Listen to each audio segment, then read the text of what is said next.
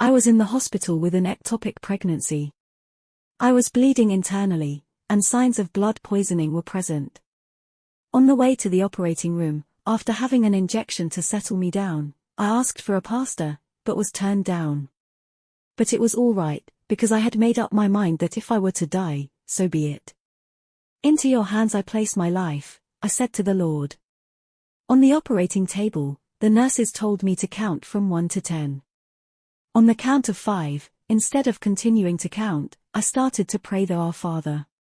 I did not finish it, because I was drawn into a black, and somewhat greasy, tunnel.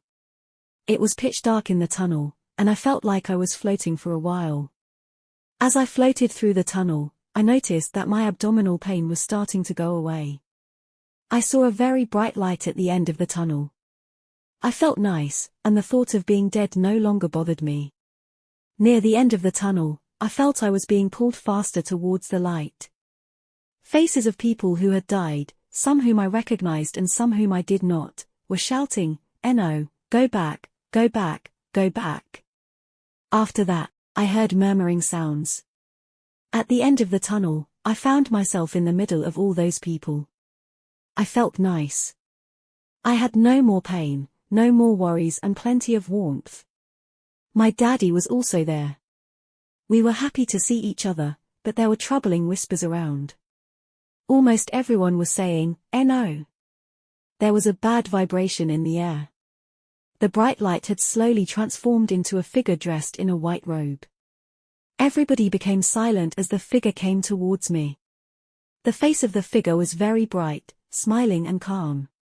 I could even feel its warmth. The figure was not very tall, but was of average height and weight, and was neither a man nor a woman.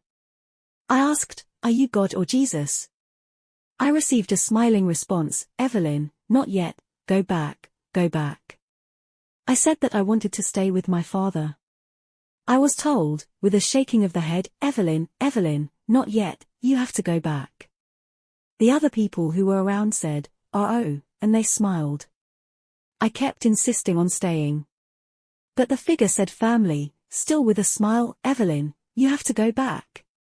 I felt I was being suctioned back into the tunnel, and the pain started to return. Somebody pulled my hands, and I was out of the tunnel. I was back in the operating room, aware of the pain again. I felt like I tried to get up to leave. I noticed the nurses pumping my chest. I saw myself as the body on the table. Still outside of my body, I tried to pull the nurses away, and I was telling them to stop because it hurt. However, they seemed unaware of my doing anything. Then one of them said, "She's breathing. She's back." And, as I found myself on the table, I felt and heard myself breathe.